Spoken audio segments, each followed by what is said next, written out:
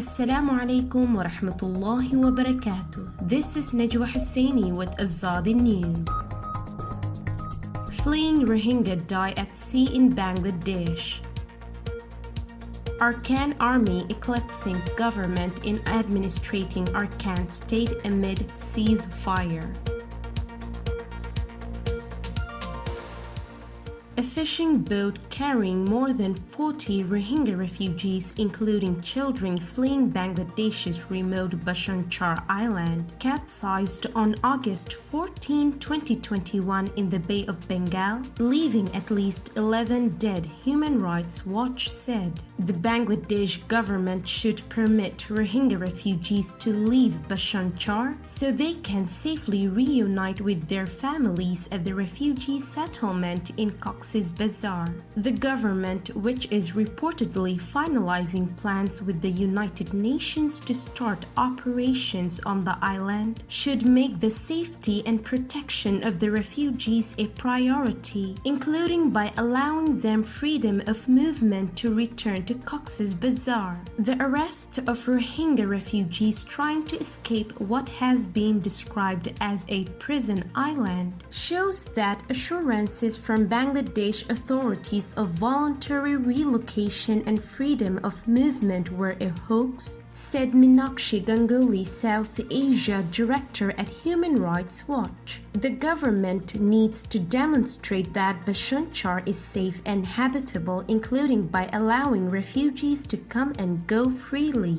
Only 15 people are known to have survived the August 14 capsize. 11 bodies were recovered and 16 people remain missing. At least 200 refugees attempting to escape dire conditions on Bhasan Char have been arrested since May, although aid workers suspect the actual number is much higher and the arrests continue. Human Rights Watch spoke with 4 Rohingya refugees who survived the capsize and 7 relatives of refugees who were arrested on August 18 for trying to flee the island. A 36-year-old man who survived the capsize along with his wife but lost all 3 of their children said he paid 30,000 taka to Bangladeshi middlemen who assured safe passage for his family to the port city of Chattogram by fishing boat. After the boat capsized, a Bangladesh rescue team brought them back to Bhasan Char, where the authorities later interrogated them. The police official was shouting at us saying it would be better if we had also drowned like our children, his wife said. That officer is right.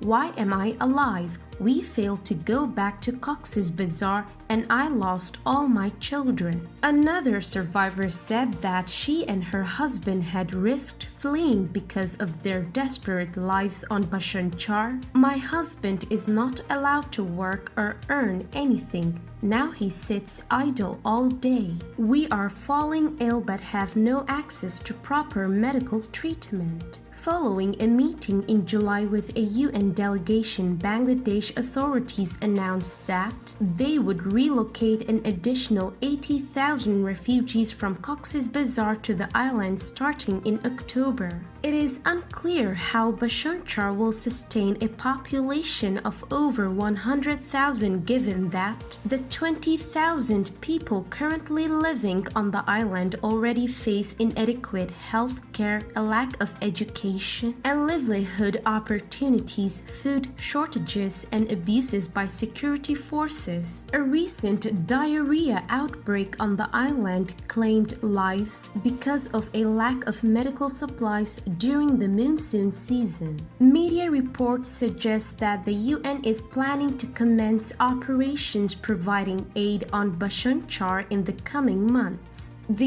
UN should press Bangladesh authorities to respect refugees, freedom of movement, and to allow the UN unfettered access to the island, including to speak with refugees without Bangladesh authorities present, Human Rights Watch said. Refugees who managed to cross safely to the mainland are at risk of arrest. Local residents detained some and then handed them over to the police. On August 18, Bangladesh police allegedly arrested 9 Rohingya refugees who had fled from Bhasan Char. Abu Zafar said his son was among them. He is not even an adult, Zafar said. He was forced to go to Bhasan Char, but when I asked for my son to be safely returned, the CIC said that the only way I could meet my son is for me to relocate to Bhasan Char. Refugees said that after the recent capsize and arrests, the authorities ordered camp leaders to guard the island at night to prevent people from escaping. Camp leaders allegedly issued a warning that anyone caught trying to escape would be falsely accused of smuggling recreational drugs, which can lead to indefinite detention without bail. The Arakan Army AA has been beefing up its administrative and judiciary mechanism in western Arakan state during the past 9 months of a ceasefire negotiated with the army before the military coup, but the junta is now reinforcing troop levels in the region in response, according to sources in the area. On August 1, the AA announced that the people of Arakan state can now report all crimes and land disputes, as well as other legal issues to its political branch, the Rakhine National League ULA. The move came exactly 6 months after Burmese military seized power from the democratically elected government and embarked on a campaign of brutal repression against anti-junta protests, killing at least 1,013 civilians and arresting 5,821, according to the Bangkok-based Assistance Association for Political Prisoners AAPP. The announcement also came 9 months after the AA negotiated a November 2020 ceasefire with the military, which has remained in effect despite the junta launching offensives against other ethnic armies and anti-junta People's Defense Force PDF militias in the country's other border regions since its February 1st coup. Pithan, a former lawmaker for the Arakan National Party ANP, told media that the people of Rakhine trust the AA to govern because the national judiciary is out of touch. The ULA-AA is the only entity that deals with criminal cases in the region. In such a situation, when the government cannot do anything, the rule of law is ineffective, and the ULA-AA has had to take responsibility for everything, he said. It's happening in many places. The government is out of the picture.